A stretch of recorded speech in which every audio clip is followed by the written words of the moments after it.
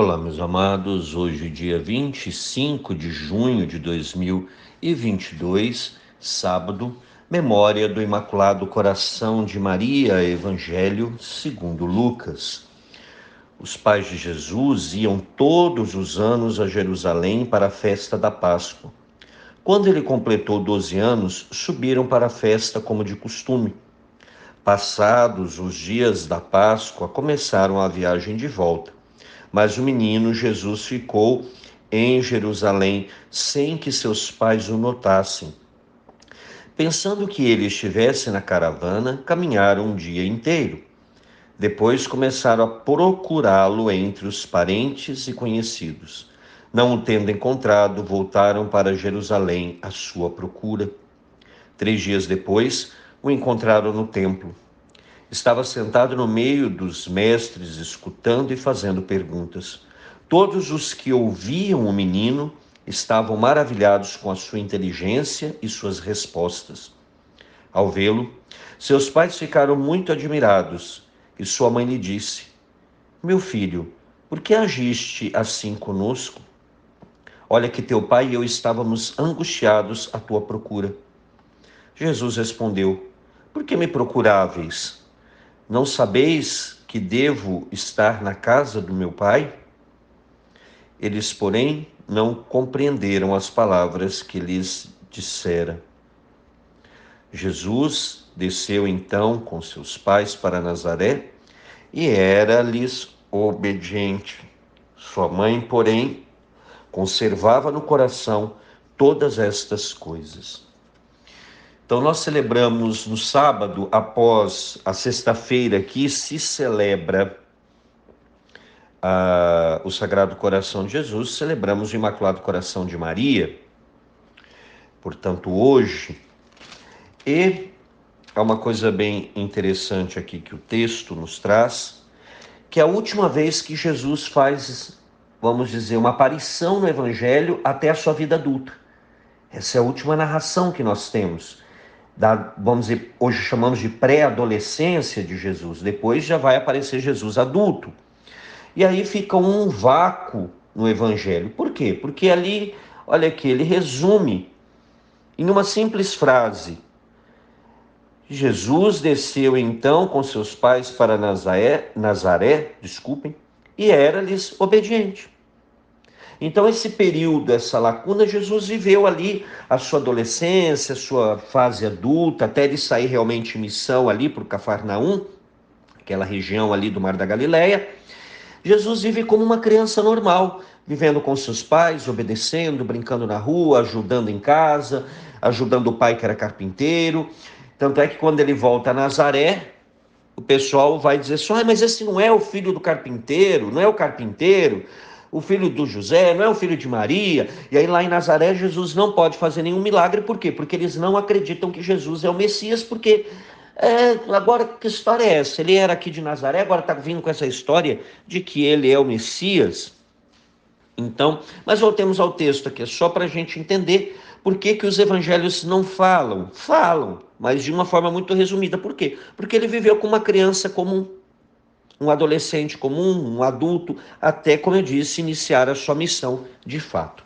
Então vamos lá, diz aqui o texto que os pais, portanto Maria e José, subiam todos os anos para Jerusalém. Então eles saíam de Nazaré, que é lá na Galileia, e iam para a Judéia, para Jerusalém, para celebrar a Páscoa. Quando Jesus completou 12 anos, ele subiu também, como era o costume, o menino a partir dos 12 anos, subir para celebrar com os pais a festa. E aqui o que é interessante, você não vê nenhum irmão citado, nenhuma irmã citada de Jesus. Aqui só fala dos três, José, Maria e Jesus. Ora, se realmente eles tivessem mais filhos, como tantos querem afirmar, por que essas crianças não são citadas aqui? Naquele período os pais não deixavam os filhos em casa. Então, onde estão esses supostos irmãos de Jesus? Nós vamos também ver essa situação aos pés da cruz, no final do Evangelho de João, quando Jesus crucificado entrega a sua mãe ao melhor amigo. Por quê? Se ele tivesse irmãos, ele não precisaria se preocupar, porque na cultura judaica a mulher não podia ficar sozinha. Ou ficava com outro, né, um dos filhos dela, como Maria não tinha outros filhos, Jesus entrega ao melhor amigo para que a mãe não ficasse abandonada. Então, Jesus não precisaria se preocupar em entregar a mãe a ninguém se ela realmente tivesse mais filhos. Bom, voltemos aqui. Então, passados os dias da Páscoa, então entre subida e descida, ou seja, de ir de Nazaré até Jerusalém, depois celebrar a festa e voltar, dava ali entre 2, 3 semanas. Tá? Era longe, isso dependia com que a velocidade com que andava, porque quem foi na Terra Santa comigo, viu que não é perto Nazaré de Jerusalém, não é perto. Então, e aí o que acontece? O menino fica em Jerusalém. E os pais não percebem por quê? Porque eles iam em grandes caravanas, saíam um grande número de pessoas e no caminho ia se juntando mais gente. Por quê? Porque era uma forma de não ser assaltados. Naquela época, não pense vocês que a violência é uma coisa infelizmente moderna. Não, ela já existia desde a época de Jesus. Então o pessoal andava em grandes grupos, em caravanas, para que ninguém fosse assaltado. Então José e Maria ficam tranquilos pensando que ele está ali no meio da caravana, com os conhecidos, com os parentes, com os amigos, mas num dado momento eles começam a procurar o menino. E aí eles veem que o menino não está ali entre os parentes e conhecidos e faz o quê? Volta para Jerusalém. E ali, durante 3 dias, eles procuram o menino, até que encontram o menino no templo. Você imagina a aflição deles. Porque diz que 3 dias depois de que eles tinham notado a falta do menino, então eles olharam, você imagina, saíram procurando tudo quanto é canto em Jerusalém, sabe Deus onde, e nunca talvez imaginasse que o menino ia estar no templo. E eles voltam ao templo e encontram ali o menino belo, tranquilo, como diz na Itália, com os mestres da lei, escutando e fazendo perguntas, e todo mundo admirado com o menino, com a inteligência dele, com as respostas que ele dava.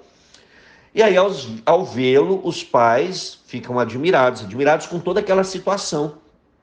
O menino ter sumido e está ali entre os doutores da lei, aqueles homens que realmente conheciam a palavra, que tinham estudado a palavra a vida inteira, e Jesus dando respostas tão profundas ou mais profundas do que aqueles homens que conheciam, que tinham estudado a palavra a vida toda. E aí Nossa Senhora vira e diz: meu filho, por que agiste assim conosco? Por que você deu esse susto na gente? Por que né, ficou aqui sem a gente perceber, sem avisar? Olha que eu e teu pai estávamos angustiados à tua procura. E a resposta de Jesus é muito clara. Para ele é como se fosse uma coisa mais óbvia da face da terra. Por que vocês estavam me procurando? Vocês não sabem que eu devo estar na casa do meu pai? Tipo assim, não tinha que... primeiro lugar que vocês tinham que vir era aqui. Para Jesus era uma coisa tão óbvia.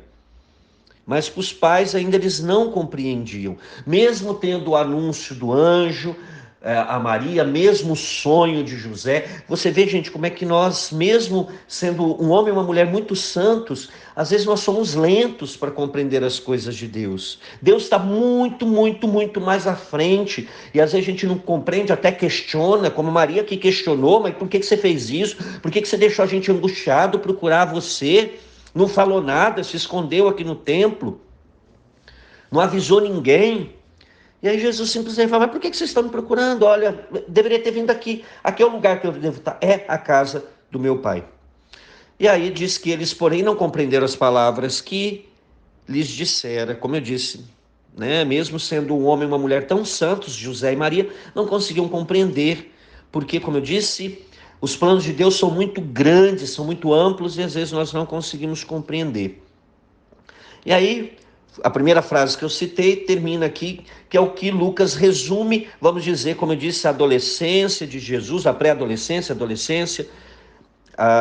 Jesus desceu então com seus pais para Nazaré, ou seja, voltaram para Nazaré, e era-lhes obediente. Então aqui dá a entender que Jesus sempre foi aquele filho tranquilo que ficou em casa sem dar dor de cabeça para os pais. que era o que se esperava dele. Aqui foi o único momento que talvez ele tenha provocado essa aflição nos pais, mas sem querer. Não é que ele desobedeceu deliberadamente, porque ele quis. É porque para ele era uma coisa natural. Olha, eu vou falar das coisas do meu pai que está no céu e eu vou falar com esse povo aqui que conhece, sabe aquela coisa de criança, né? Que às vezes gosta da conversa. E agora ele se admirava porque era uma criança. Gente, a criança era desprezada na cultura judaica. Então uma criança falar com a sabedoria com que Jesus falava era de provocar espanto até nos próprios pais dele. E aí o texto termina dizendo: sua mãe, porém, conservava no coração todas essas coisas. Maria compreendia? Não. Maria reclamava? Também não. Maria simplesmente guardava tudo no seu coração, por quê? Porque ela confiava neste plano que Deus tinha, que era muito maior e que a nossa capacidade humana, na maioria das vezes, não consegue compreender. Mas hoje, na festa, né, na memória do Imaculado Coração de Maria, nós vemos esse coração de Nossa Senhora que conserva todas as coisas que ela vive, desde o momento da Anunciação até a morte na cruz, a ressurreição, a vinda do Espírito Santo, tudo isso Maria vai guardando no seu coração, meditando e buscando viver os mistérios de Deus na sua vida. E hoje, mãe querida, nós pedimos nesta memória do teu Imaculado Coração, guarda-nos no teu coração. Suplica por nós, mãe, intercede por nós, para que nós sejamos como a Senhora, fiéis, confiantes, que nós confiemos, como a senhora confiou plenamente nos planos de amor de Deus, que nós possamos ter a mesma confiança, que nós esperemos, sabendo que o Senhor tem para nós o melhor, sabendo que o Senhor tem para nós um plano de amor, que nós possamos seguir fielmente o caminho do Senhor. E mãe querida, mais uma vez pedimos a tua intercessão de forma especial nessa memória do teu Imaculado Coração, pelo fim desta pandemia, também pela paz mundial. Ave Maria, cheia de graça, o Senhor é convosco, bendita sois vós entre as mulheres, e bendito é o fruto do vosso ventre, Jesus. Santa Maria, Mãe de Deus, rogai por nós, pecadores, agora e na hora de nossa morte. Amém. E que desça sobre você, meu irmão e minha irmã, pela intercessão do Imaculado Coração de Maria, a bênção do Deus Todo-Poderoso, Pai e Filho e Espírito Santo. Amém.